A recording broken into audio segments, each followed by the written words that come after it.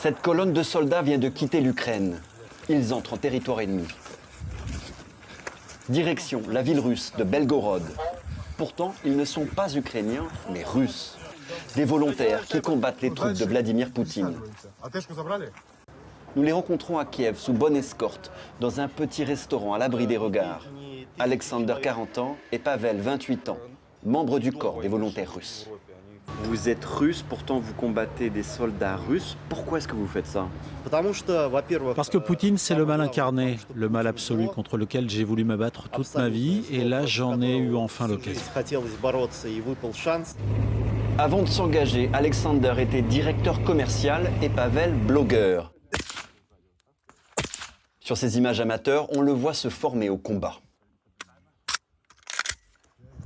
Je n'avais jamais tiré avec une Kalachnikov de ma vie. J'étais tellement loin de tout ça. Au départ, le corps des volontaires russes a démarré comme une bande d'amis, de connaissances. Depuis, il multiplie les opérations sur le front, comme cet assaut l'été dernier à Novakharovka, le long du fleuve Dniepr.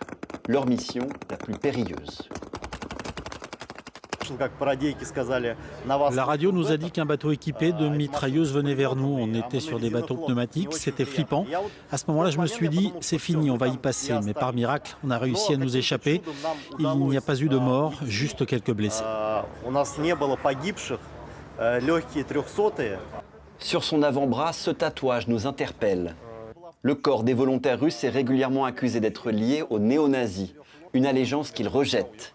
Alexander et Pavel se définissent comme nationalistes et conservateurs.